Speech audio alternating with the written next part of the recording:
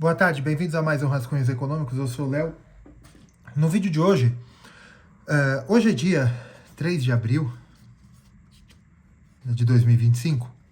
No dia de ontem, né, Donald Trump, presidente dos Estados Unidos, anunciou uma série, a última rodada, né, de uma série de tarifas em que ele busca aplicar contra outros países, né, ele como presidente dos Estados Unidos, para acessarem o mercado americano, né? Mas o que ele busca com isso? Eu fiz aqui, com vocês, eu já mostrei, eu fiz 2 vídeos sobre o que Trump está fazendo, em que eu explico um pouco por que, ao meu entender, né, as atitudes do Trump não podem ser classificadas como protecionismo. Não podem ser classificadas como protecionismo, porque, na verdade, para mim, é retaliação. Tá? Bem, no vídeo de hoje eu vou explicar o básico de comércio internacional. Eu sou economista, eu sou o Léo, tenho esse canal aqui, curtam, compartilhem, inscrevam-se. Mas, aqui eu trato economia como ciência, mas como economista, eu vou tratar de comércio internacional na ótica de economia, né, internacional e doméstica, né, e os fenômenos, né, de produção para exportação, né, capital é K, tá, em economia. Capital, legislação não, mas regulamentação específica, coisas que a economia precisa para entender o comércio internacional. O comércio internacional nasce como uma área da economia, né? A economia começa a estudar o comércio internacional, mas hoje é uma disciplina em separado, porque tem muita legislação também, relações internacionais também pegam um pedaço e tal. Então, Comex, né? Acho que é Comex o nome. Tem até faculdade de comércio internacional, mas eu vou tratar sobre a ótica de economia, tá? Eu quero começar de uma forma um pouco diferente hoje. Não, deixar um pouco para depois eu mostro para vocês, se eu não me arrepender, tá? Primeiro, vamos falar o que o Trump fez ontem, né? Ele lançou um quadro bem esdrúxulo, inclusive, né, com tarifas internacionais que os Estados Unidos vão aplicar para quem quer que seja que queira exportar para o território americano, né? Aqui está o território americano, tal. O Alasca, o Havaí e as colônias, né, que os Estados Unidos têm. Quem quer que seja que queira exportar para o comércio americano vai sofrer uma série de tarifas que, na minha opinião, são retaliatórias. Por quê? Veja,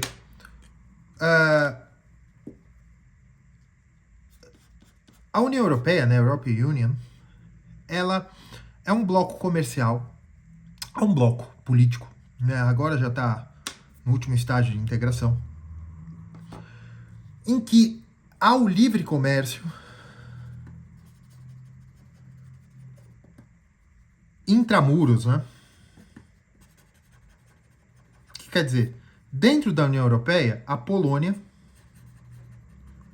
faz comércio livre mesmo, com Portugal, né? A fronteira oriental da União Europeia faz comércio com o país mais ocidental da União Europeia, ao ponto que, Malta tem total acesso ao mercado alemão, né? Mas como se faz isso? Há uma série de regulamentações e Bruxelas, né? Ou seja, o poder político da União Europeia regulamenta esses mercados para que eles possam viver em livre comércio. A Polônia não, né? Mas também há uma união monetária, etc. Né? Política também, militar pode ser que seja, tal. Só que os Estados Unidos cobra, historicamente, tarifas alfandegárias. O que são tarifas alfandegárias? Tarifas de importação e outras coisas, tá? Porque você pode ter imposto de importação e você pode ter tarifas alfandegárias que não são propriamente impostos de importação. Você pode ter cotas, taxas e outras coisas, mas então a gente chama de tarifas alfandegárias. Né? Alfândega é uma palavra árabe, tá? Veio emprestada para a língua portuguesa. Bem, as tarifas alfandegárias americanas, ou seja, para você acessar o mercado americano, as tarifas alfandegárias sempre foram abaixo da média global. Tá? É muito fácil acessar o mercado americano, tanto do ponto de vista alfandegário como não alfandegário. O que é isso? Já explico daqui a pouco. Mas só para dar um exemplo aqui, por exemplo, se eu quero exportar um chocolate, eu vou pagar os impostos de chocolate, só que por ser um item de consumo alimentar, tem que passar alguns testes, né? Porque a República do Norte do Pacífico Sul, por exemplo, vamos inventar, pode ter regras sanitárias que os Estados Unidos não concordem, né? Então, para você, não é porque aquele produto que a República do Norte do Pacífico Sul produz, que é bom para os cidadãos da República do Norte do Pacífico Sul, que os cidadãos dos Estados Unidos podem comer aquele produto. Tá? Então, vai ter o equivalente à Anvisa dos Estados Unidos, que vai exigir uma série de testes para poder entrar a mercadoria nos Estados Unidos. Tá? Isso são tarifas não alfandegárias. Porque isso gera problema ao comércio internacional. Mas, ao meu ver, tem pessoas mais radicais, mas ao meu ver, uma coisa é você pedir teste para exportação de papel, né? Que também tem um porquê, né? Porque depende da química, mas enfim. Você fazer uma série de testes. Não, você pode importar, nós participamos do livro Comércio Global, mas para você exportar essa régua aqui, eu preciso fazer 1 milhão de testes para ver se essa madeira não machucou os unicórnios vermelhos do sul do Pacífico, vamos dizer assim, certo?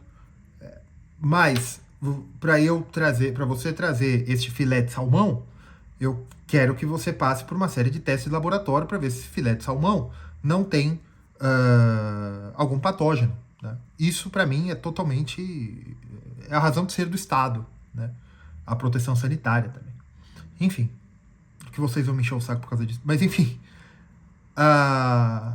Na União Europeia, dentro da União Europeia, existe um livre comércio, não existe barreiras alfandegárias ou não alfandegárias para dentro do mercado europeu.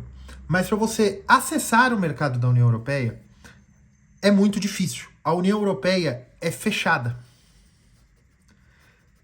É caro exportar à União Europeia e há muito lobby para produtos agrícolas, para produtos proteína animal, automóveis também, porque eles têm muita tarifa não alfandegária à União Europeia, tá? Para você exportar um automóvel para a União Europeia, por quê? Porque tem as restrições ambientais comuns do bloco, e Paris, por exemplo, a cidade da França, né, Paris, a capital da França, uma cidade, tem restrições ambientais ainda mais pesadas para os carros, né? Então, para você acessar o mercado europeu, você tem que ir com as restrições mais pesadas, que não são alfandegárias, são não alfandegárias. Para aquele produto poder entrar, não basta você pagar imposto, aquele produto tem que ser permitido de ser importado, tá? Vou explicar isso mais para frente. O que o Trump fez? Ele fez aquela lista ontem, né, dia 2 de abril de 25, que ele já está anunciando há muito tempo. O que ele fez? Ele baixou um monte de países e a tarifa que ele vai aplicar contra esses países, e segundo ele está aplicando que agora esses países, para acessarem o mercado dos Estados Unidos, esses países vão pagar tarifas recíprocas em que o Departamento do Tesouro ou de importação, não sei como é que é o nome técnico da burocracia americana para importações, entendeu que a União Europeia, por exemplo, é 20%. Exemplo, tá? Que eu não peguei o número. Eu sei que para o Brasil é 10%. Então, para os europeus exportarem para os Estados Unidos, é 20% tarifa. Gente, era 5%, 2%, depende do produto. Agora é 20%. Porque ele entende que para os americanos exportarem produtos para os Estados Unidos, tarifa é 20. Em média, tá? Bem, isso para mim é uma retaliação, evidentemente visando proteção, mas veja, eu vou citar Krugman daqui a pouco. Os Estados Unidos não precisa proteger o seu mercado. Não precisa. O que os Estados Unidos quer é proteger os seus exportadores. Os Estados Unidos precisam acessar mercados. Para quê? Para aumentar a economia de escala. O que é economia de escala? Quando você tem uma fábrica que para eu instaurar a fábrica eu precisei de $1 milhão e para eu pagar a folha de pagamento por mês eu pago $500 mil, tá? E só que basicamente ali o custo é só mão de obra e o capital produtivo, né? As máquinas que eu pago por mês, 1 milhão, vamos supor, $1 milhão por mês de prestação do investimento que eu fiz e $500 mil. A matéria-prima, vamos supor que a matéria-prima é muito barata. E boa parte das fábricas, a matéria-prima é barata. O caro é o capital e a mão de obra. Boa parte. Por exemplo, economia da informação, né? Mas vamos supor que a matéria-prima é barata, né? Que eu estou fazendo salgadinho de milho e o custo do milho para eu produzir o salgadinho é baixo se eu pegar o custo da mão de obra e das máquinas, dos equipamentos que eu pago, amortizo o financiamento por mês, certo? Então, o que ele quer? Quanto mais eu produzir naquela fábrica, mais eu diluo o custo do capital para produzi-la e dos salários. Porque aquela fábrica, com os empregados e com as máquinas e os equipamentos que eu já comprei, né, o imobiliário que eu já comprei, eu consigo produzir de 0 a 1 milhão de salgadinhos pelo mesmo custo. Então, quanto mais eu me aproximar de 1 milhão, mais barato fica o salgadinho para mim. Isso se chama margem ou economia de escala, ou economia de escala mesmo, né? Certo? Então, o que ele quer para mim é proteger os exportadores, não o mercado interno. Isso não é tão importante, tá? E por que os Estados Unidos sempre foi bonzinho com o comércio para dentro dos Estados Unidos? Porque os Estados Unidos, ele emite dólar, né? O pecado original. Ele não tem o pecado original, né? O pecado original das economias na economia internacional é que os países não emitem dólares. Os Estados Unidos emitem. Tá? Vocês me enchem o saco para falar de MMT. MMT só funcionaria nos Estados Unidos, tá? Porque todos os outros países, o MMT parte do princípio que se o Estado produz moeda, a moeda pertence ao Estado, beleza. Só que dentro de uma corrente de comércio, se você começa a desvalorizar a moeda, você, quanto mais aberta a sua economia, menos o seu poder sobre a sua própria moeda. Menor o seu poder sobre a sua própria moeda. Como os Estados Unidos produzem a própria moeda, né? Ele pode fazer quantitative easing e o caramba que não importa. Não importa no primeiro momento, né? Teoricamente, só os Estados Unidos poderiam fazer MMT. Tá? Mas os outros países também podem se fechar, né? É isso e tal.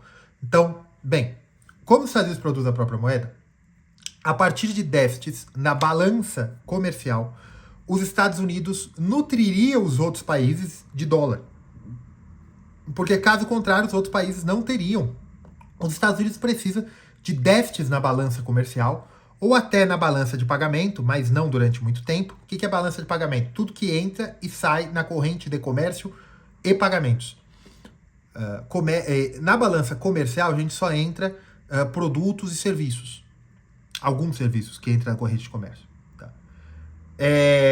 Se os Estados Unidos não tiver déficits, ou seja, se ele não começar a dar mais dólares do que recebe, o mundo fica sem dólares. E não tem como o dólar ser a moeda global. Então os Estados Unidos precisam de déficits programados na balança comercial e até na balança de pagamentos. Mas a balança de pagamentos não pode muito tempo. Mas a balança comercial é normal, não tem tanto problema, né? Até porque os Estados Unidos têm as multinacionais, né? O produto nacional bruto, que eu acho que é um termo que vocês nunca ouviram, dos Estados Unidos é mais importante que o PIB. tá? Depois eu falo mais para vocês sobre isso aí. Agora nós vamos no básico de economia internacional, tá? Eu já expliquei para vocês, eu já pus o vídeo até no começo, o que são vantagens comparativas, né? Aí você tem o Tratado dos Panos e Vinhos, que foi entre Reino da Inglaterra e o Reino de Portugal. Era Reino da Inglaterra, não era nem Reino Unido. 1300 e lá vai bolinha, certo? Em que Inglaterra e Portugal acertaram trocas comerciais de panos e vinhos. E Davi Ricardo, que era de família de origem portuguesa, né, judeu serafade, né, mas que morava em Londres no século XVIII. Ele nasceu em Londres, acho que os pais deles vieram, né? Ele nasceu na Inglaterra, não sei a cidade agora, mas ele morou muito tempo em Londres. Os pais deles eram portugueses, né, judeu serafade. E ele se debruçou sobre estudar isso aqui. O que é isso? Portugal produzia vinhos com muito mais eficiência do que a Inglaterra. E a Inglaterra produzia panos, né, tecidos, com muito mais eficiência que Portugal. À medida que a Inglaterra utilizava uma unidade de capital para produzir 5 vinhos, 5 panos, Portugal precisava de 4 unidades de capital para produzir um pano. Ou seja, na Inglaterra é 1 por 5, em Portugal era 4 por 1. Em Portugal estava muito mais caro que na Inglaterra. Né? Na Inglaterra, 5 panos custava 1, e em Portugal, 1 pano custava 4. Só que ao passo que Portugal produzia, com uma unidade de capital, Portugal produzia 5 garrafas de vinho. E a Inglaterra produzia 2 garrafas de vinho. Então, o que seria melhor para os dois países para que você tenha mais vinhos e mais panos em ambos os mercados? Portugal se especializou em vinhos, porque com o preço que Portugal produzia 1/4 de pano, ele produzia 5 garrafas de vinho. E com o preço que a Inglaterra produzia uma garrafa de vinho, a Inglaterra estava produzindo 5 panos. Então, a Inglaterra poderia vender panos para Portugal, conseguir vinhos, e essa divisão de trabalho propiciava que ambos os países tivessem tanto mais panos quanto tantos mais vinhos. Evidentemente que os vinhos seriam só portugueses e os panos só ingleses. Isso aqui é a teoria do livre comércio, free trade, vantagens comparativas, em que os países têm que se abrir ao comércio para que seja explorada a vantagem comparativa que cada país tem sobre tal coisa, tá? Bem, isso gera alguns problemas, eu já tratei muito sobre isso, CEPAL, substituição de importações, os quinquênios e os planos centralizados soviéticos e chineses, teoria da dependência, uma série de coisas. Isso leva a problemas? Pode levar, né? A Inglaterra fez a Revolução Industrial 400 anos depois e Portugal continuou fazendo vinho, né, até hoje. Então, evidentemente leva a problemas, mas veja, o comércio é bom comercializar, é muito bom. O problema é o que você faz com os excedentes, né? Porque, veja, os dois países estão lucrando. A Inglaterra usou o lucro para produzir a Revolução Industrial. Lógico que não foi com dinheiro do pano, né? Mas os excedentes ingleses fizeram a Revolução Industrial. Os excedentes portugueses fizeram o quê? O problema é o excedente. Excedente de comércio consegue industrializar um país, né? O que é industrializar? Aumentar a eficiência da produção. Mas isso gera uma leva de problemas. Mas eu acho que tem que ter livre comércio. Estado que... Enfim. Em 1970, esse pessoal ganhou até o Nobel em 77, suecos. Heckscher e Orlin. Não sei como é que fala, né? O modelo HO. Ele se dedicou... Gente, tem uma série de equações sobre isso aqui, eu não vou falar, tá? Porque eu vejo vocês pulando tudo aí, o vídeo, quando eu começo a fazer conta, tá?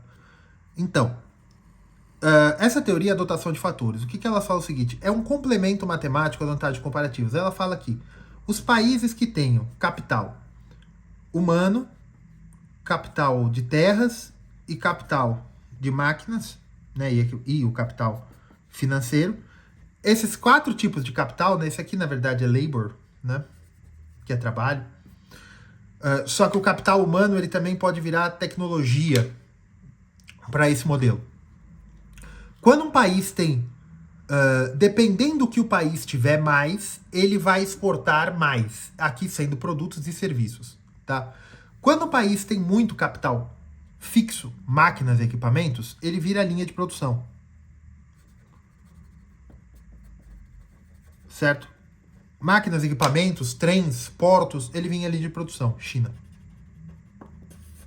Quando o país tem, isso aqui perdão, esse capital, né? Quando o país tem muito capital financeiro, ele vira exportador nato de produtos financeiros, porque as vantagens comparativas para ele é ganhar dinheiro com capital financeiro, abastecer um mundo de liquidez e ele paga salários, ele distribui, né? O país distribui aquela renda internamente através do setor financeiro, né? Por exemplo, a Inglaterra. A Inglaterra, os melhores salários são para o setor financeiro. O camarada lá, o nosso querido Mohamed, casado com a Blair, né? Blair é um nome tanto de homem como de mulher. Mas enfim, nosso querido Mohamed, né? Cidadão londrino, que casou com a Blair, ele fez London School of Economics e agora ele trabalha ali perto do Canada Water, que é um lugar de escritórios lá em Londres. Ele ganha o seu rico dinheirinho, né? O nosso querido Mohamed, vamos chamar de Morri, casado com a nossa querida Blair, com Blair, né? Nome tanto masculino quanto feminino. O Mohamed é empregado londrino, né? Londrino, inglês, né? Ele é casado com a Blair, londrina também, ó. E os dois são economistas, financistas, o raio que o parta. Eles ganham um salarinho ali de 5 mil pounds, né? Que é a libra esterlina, né? Ele ganha esse dinheirinho e, evidentemente, você não terá nada e será feliz. Eles ganham esse dinheiro da onde? Eles são empregados de um banco, né? Banco Mundial do Mundo, né? Vamos chamar aqui, BMM, né? Banco Mundial do Mundo, com sede em Londres, né? Esse banco é um banco de comércio e tal, que a Inglaterra, o Reino Unido, por ter muito capital, tá? Capital financeiro, a vantagem comparativa inglesa é dar liquidez ao mundo e ele ganha renda desse capital financeiro. Qual é a renda do capital financeiro? Juros. Aqui também, né, juros e o prêmio, né, porque pode ser uma seguradora também, né? A função desse banco é liquidez, né, para o comércio global e tal. O nosso querido Mohamed, londrino, e a Blair, que são londrinos, eles ganham seus 5 mil pounds, você não terá nada, será feliz, então eles pagam aluguel. Eles pagam aluguel, 2.500 libras, que deve ser mais que isso, mas enfim. Eles pagam 2.500 libras e consomem. O que um inglês come? Não sei. Batata e peixe, né? A batata é local, né? Mas o arroz vem da Índia. Então, o Mohamed, quando ele compra o seu arroz, ele está contribuindo com a corrente de comércio de importação de arroz da Índia. A Índia tem muita terra, a Índia produz arroz. Eu não sei como é que a situação fundiária na Índia, mas vamos supor que você tem o nosso querido Raj, né?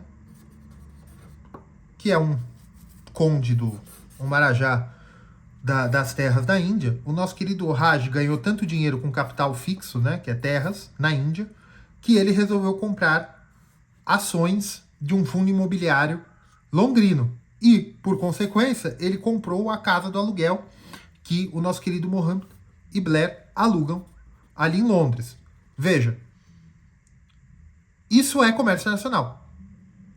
Você tem o Banco Mundial do Mundo, que dá liquidez no comércio internacional das empresas Raj Company, de arroz. O Raj Company, ele tem muito capital fixo e muita labor, né? Mão de obra indiana, lá na Índia, né? Que exporta arroz, que é um bem primário.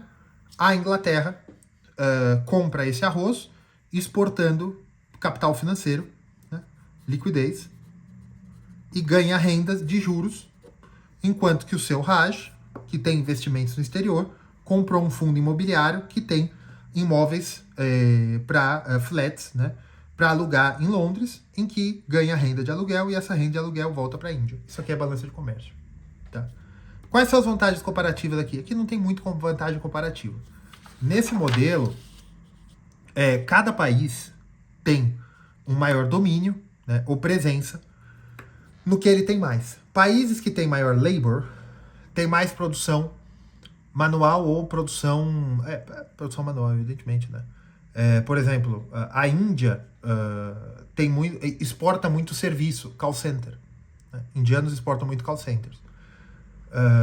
Eles exportam também, em Bangladesh, há muita exportação de roupas, com roupas que têm pouco grau de maquinário, né? Porque eles têm muita labor também, né? Muita mão de obra. A exportação de fatores de produção também, né? Você tem nas monarquias do Golfo ali, nos Emirados, em Doha e tal, tem muito indiano e paquistanês que vem ser mão de obra ali naqueles países e tem a remessa líquida daqueles salários de volta para a Índia e para o Paquistão. Mas isso não é bem comércio internacional porque você está jogando... você está exportando mão de obra, né? E pessoas não são fatores de produção dessa forma, né? Então, não pode ser considerado. Se bem que Cuba faz muito isso, né? Mas, enfim, isso é comércio internacional. Tá, Léo, você começou falando do Trump. Bem, veja. O que o Trump está fazendo? O Trump entende que nessa corrente internacional de comércio, né, há muitas barreiras aos Estados Unidos. E muita gente fala que o principal inimigo, né, do Trump é a China. Na verdade, para mim, é a União Europeia. Vou mostrar para vocês uma coisa. Tá. Não me leve a mal. Isso aqui é um relógio americano. Isso aqui é um Bulova, tá? Edição especial, tal, mas isso aqui é um Bulova. Ele foi feito nos Estados Unidos, certo? O corpo é de aço. Tá? É um Bulova. Muito bem. Isso aqui é um relógio japonês, um Casio, produzido na China, tá? Isso aqui é um relógio suíço. Eu vou mostrar aqui para vocês. Isso aqui é um relógio suíço, produzido, por incrível que pareça, na Suíça, tá? Qual desses relógios você acha que paga menos imposto para entrar na União Europeia? Lembrando que a Suíça não está na União Europeia. Qual desses relógios paga menos imposto para entrar na União Europeia? Em questão de custo,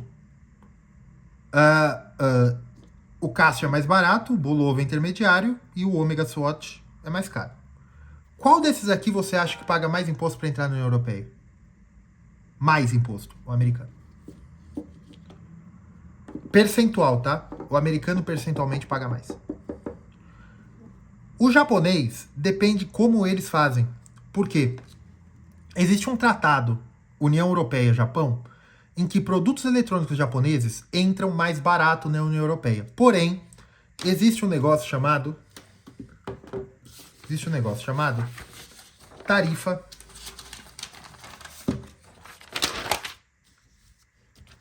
tarifa não alfandegária, tá?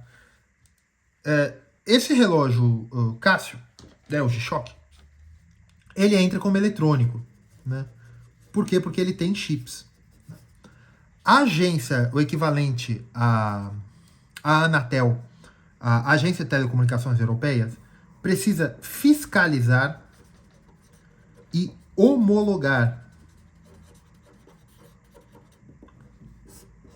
esse relógio Casio. Para isso, existe o custo da homologação e mais, que é um custo fixo para eu disponibilizar o produto na União Europeia, mais um custo unitário e mais o desembaraço aduaneiro, que custa fiscalização. Tá? Bem, esse relógio americano, ele é quartzo, tal, ele não é eletrônico. Ele paga uma tarifa de importação de 20% do ZEUA para a União Europeia. 20% de importação. Ao passo que esse relógio suíço, a Suíça não está na União Europeia, ela tem um tratado bilateral em que os relógios suíços entram na União Europeia sem pagar imposto de importação. É lógico que tem os impostos, que é o IVA, né? A União Europeia adota o IVA, cada país tem o seu IVA, mas ele não paga imposto de importação. E para esse relógio suíço entrar nos Estados Unidos, ele paga uns 5%. Ao passo que esse relógio americano, para entrar na Suíça, porque a Suíça, como tem um tratado bilateral com a União Europeia, ela adota a taxa europeia, 20%. Tá? Entende o que eu quero dizer? Um relógio suíço muito mais caro paga muito menos imposto que um Bulova, que é um relógio americano. E veja, este relógio produz muito mais empregos nos Estados Unidos. E quanto mais você conseguir vender, mais barato fica, porque ele é de uma industrialização precária. Por quê? Você precisa de manufatura. Você precisa de gente produzindo aquilo.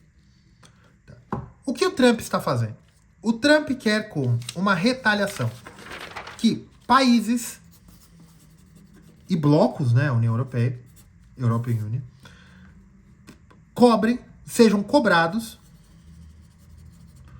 o mesmo percentualmente que cobram dos Estados Unidos.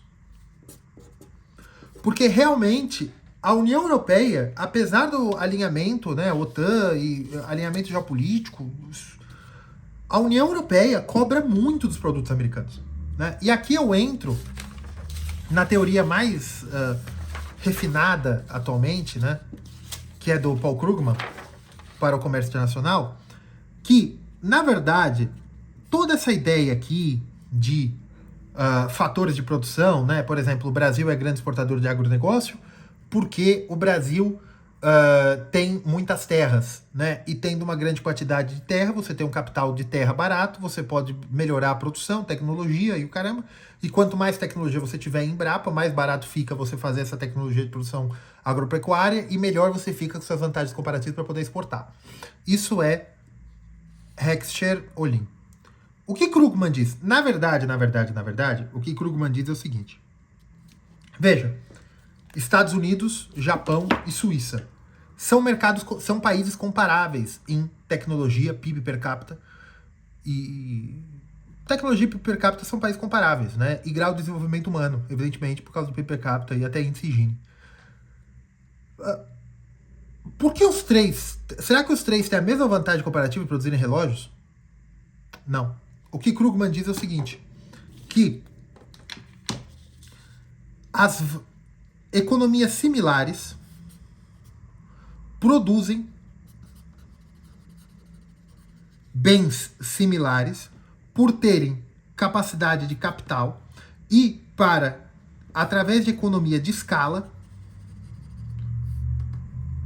elas podem comercializar entre si. Por que a Suíça importa relógios suíços? Porque a Suíça começou a produzir relógios suíços. A Suíça começou a produzir relógios suíços porque havia uma grande quantidade de capital humano ali, de grandes relojoeiros, e um mercado capaz de absorver. Depois que a Suíça foi expert na produção de relógios, outros países começaram a importar e querer aquela mercadoria. Então, hoje, o maior mercado para relógios suíços é fora da Suíça. Por que os Estados Unidos se produziu tão bem carros? Porque o mundo inteiro começou a consumir carros americanos. Quando a indústria automobilística americana começou a decair? Quando os outros países não queriam mais carros americanos. Você entende o que eu quero dizer? Então, e o Japão é um grande produtor de eletrônicos e relógios. Quando os relógios japoneses começaram a dominar o mundo? Quando já tinham dominado o Japão. Então, quando você consegue uma grande produção de mercadorias dentro do seu próprio país, a teoria do Krugman, do transbordamento, essas mercadorias vão para o resto do mundo. E Por que você tem americanos importando Rolex, Omega, Swatch, Casio, G-Shock, né? A G-Shock pertence a Casio, mas eles estão tentando fazer um rebrand, né? Por quê? Porque os consumidores gostam de diversidade. O exemplo do Krugman é a Volvo, né? A Suécia é um grande produtor de automóveis, mas importa muitos automóveis e exporta automóveis na mesma proporção. Por quê? Porque as pessoas gostam de diversidade, né? E a fábrica da Volvo se beneficia da abertura de comércio da própria Suécia. Porque não é a ideia brasileira, não, vamos fechar todo o comércio para as fábricas produzirem só aqui. Não.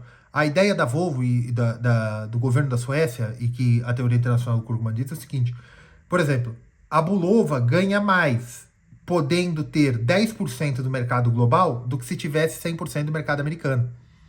Porque tem economia de escala para vender, né? E você dilui também choques exógenos do mercado. Houve uma crise nos Estados Unidos que as pessoas não querem mais aquele tipo de relógio, mas pessoas em Singapura, Índia, China, Brasil possam querer, né? Então, a mesma coisa dos Volvos, né? Por que o governo sueco fecharia o mercado sueco a outros automóveis para produzir só automóveis Volvo, se ao abrir o mercado da Suécia, a Volvo produz apenas 25% dos automóveis da Suécia, né? Todos os automóveis comprados da Suécia, apenas 25% são Volvo. Se ela fechasse o comércio, seriam 100%. Mas, ao passo que ela tendo essa abertura ao comércio com outros países, a Volvo pode vender esses automóveis para o resto do mundo. E você permitindo isso também, você leva uma diversidade em que a sua população, só mesmo 30% estaria propensa a comprar a Volvo. Entende? E você melhora também a qualidade dos seus produtos, você melhora... mas isso leva a monopólios de países já maduros no desenvolvimento industrial. O que os Estados Unidos estão tentando fazer, ao meu ver, é derrubar barreiras comerciais contra empresas americanas no exterior. Porque isso aumenta a capacidade de escala americana. E evidentemente que isso gera emprego nos Estados Unidos, e evidentemente que os americanos não vão parar de consumir. Por quê? Isso vai levar à inflação global. Mais ou menos. Mais ou menos. O Brasil, o nosso querido pátria amada Brasil, levou só 10%. Com a União Europeia, Canadá e China levando muito mais que isso, né? A União Europeia, China e Canadá levando muito mais que isso, o Brasil pode exportar muito produto manufaturado, autopeças e até aço e alumínio. Por quê? Porque o Brasil tem o câmbio flutuante, mais sujo, né?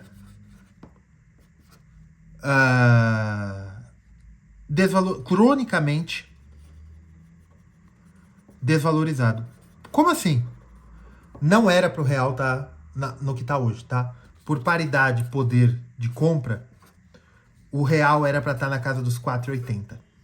Né? O dólar era para cada dólar R$4,80, né? Por paridade de poder de compra. Tem uns 20% aí que é risco país. Ou ação do Banco Central. Para quê? Para valorizar exportações. Tá? Então, na verdade, o que eu entendo é o seguinte: o Trump, né, e a equipe dele... E outra coisa, pessoal, uma coisa muito importante. Não... como é que eu posso dizer? Muitos de vocês aí, quando eu citei o Marx como o marco civilizatório da civilização alemã, muitos de vocês falam: nossa, não acredito que... Eu não sou marxista. E não sou liberal. Eu sou o Léo, tá certo? Um dia vocês estarão preparados para essa discussão, né? Ao longo do tempo aí eu vou apresentando minhas ideias políticas, mas deixa eu falar uma coisa para vocês. Tem um diálogo platônico, ou pseudo platônico, né? Ou seja, a gente não consegue saber se esse é de verdade ou não. Eu acho que Abdíases, primeiro Abdíases, era um general grego, né, que veio conversar com Sócrates. Esse diálogo é meio estranho, né? Por isso que o pessoal fala que é pseudo-platônico, né? Que na verdade atribuíram a Sócrates, né? Atribuíram que Platão estava escrevendo sobre Sócrates. Ele é meio estranho, né? É meio estranho. Ele começa meio estranho. Sócrates tá conversando de uma forma estranha. Vamos dizer que não é a verdade que ele está procurando ali, tá certo? Ele está procurando o bem, mas não o bem da verdade. Ou que seja. Mas Abdíades, eu esqueci o nome. Esse general odeia os persas. E começa a falar mal dos persas para Sócrates. E começa a falar mal do rei da Pérsia, que eu não lembro qual era o nome. Eu sempre confundo Xerxes, Ciro e tal.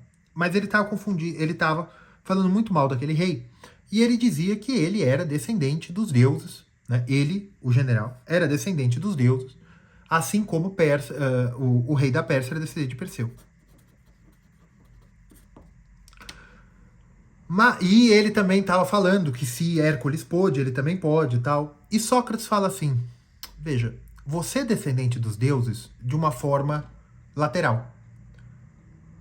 Hércules e Perseu são descendentes, ou seja, o rei de Esparta, né, descendente de Hércules, e o rei da Pérsia, descendente de Perseu, eles são descendentes de Zeus de forma direta. Quem é você para falar mal ou subestimar o rei de Esparta e o rei da Pérsia? Porque eles são descendentes de Perseu e Hércules e você é descendente de quem? O que Sócrates, apesar de eu achar que é pseudo-platônico, mas a ideia é importante, é o seguinte. Não pensem, não subestimem quem você não gosta. E não sobreestimem quem você gosta ou você mesmo. Não é porque Stalin, Lenin, e vamos parar por aqui de genocida, que eu não quero problema com o meu vídeo, né? Mao, ou vamos pôr o presidente da Rússia também, o Xi Jinping, não importa. Não é porque você tem nojinho deles, ai, não gosto, né, de Marx. Não é porque você, ai, não gosto, que essas pessoas são mais burras que você. Não são. Normalmente não. Certo? Não desprestigie os demônios. Certo? Você não é um arcanjo que tem todo o poder contra as potestades. Tá certo? Tenha humildade perante a vida e não reverencie o mal. Né? Eu tô falando numa linguagem alegórica, teológica, mas eu tô falando do ponto de vista de ciência. Tá? Vamos trocar a linguagem então. Você tem eles são seu objeto de estudo. Não tenha preconceito contra o seu objeto. Não tenha preconceito contra Marx. Tenha as suas opiniões e a sua moral, e é muito bom ter, principalmente quando você trata sobre Marx. Mas veja, não se acha a pessoa mais inteligente do mundo. Provavelmente você não é. E se você for, vão te contar. Você não precisa achar, vão te contar. Tá? Ai, como você citou Karl Marx como um Marx civilizacional alemão? Lógico que foi, gente. Você gostando ou não gostando, eu não gosto. Mas lógico que foi. Lógico que foi. Eu citei gente pior que nem Lutero. Certo? Mas não tenha nojinho. Você é um homem adulto. Né? A palavra cão não morde. Tá? Estude essas coisas. E se você não gosta, estude e as domine. Olha, eu não gosto de Marx. Então, meu filho, vire o maior marxiano que existe, né? Porque marxista é do ponto de vista ideológico, mas essa é uma besteira, pode se chamar de marxista. Seja o maior marxista que existe, e quem abrir a boca sendo comunista e falar coisa que Marx não falou, você vai e fale, você está errado por causa disso, disso, disso, disso. Não porque eu tenho nojinho, porque eu estudei e você não. Eu não gosto de Stalin, estude o stalinismo. E olha, do processo você vai ter que fazer algumas concessões. Que é o mesmo ponto do vídeo da Rússia que eu fiz. Ah, eu não gosto da Rússia, eu não gosto do Putin, eu não gosto daquelas bonecas que põe a coisa tal. Tá bom, você não gosta, mas estude. Não desprestigie seus inimigos. A União Europeia está se ferrando, né, porque acharam que cortar o quarto país do mundo em PIB per capita, né, o quarto país do mundo em paridade de poder de compra da economia mundial não seria nada. E estão se ferrando. Certo? Se ferrando do ponto de vista econômico e produção industrial. Você estude os seus inimigos, saiba o que está acontecendo e se posicione no mundo para qualquer coisa da sua vida. Tá? Por que eu estou dando essa de coach, que não sou? Porque muita gente está falando, e o Trump é doido, é burro. Gente, não é. Você pode não gostar dele, que ele é feio, que ele é muito grande, que ele é muito pequeno, que ele faz muito assim com a mão, mas doido e burro ele não é. Isso, principalmente nos Estados Unidos. Essa discussão sobre as ações de retaliação contra a União Europeia tem décadas. Porque a União Europeia fechou o continente europeu, o principal parceiro comercial dos Estados Unidos, fechou o continente europeu com tarifas, principalmente não aduaneiras, não tarifárias.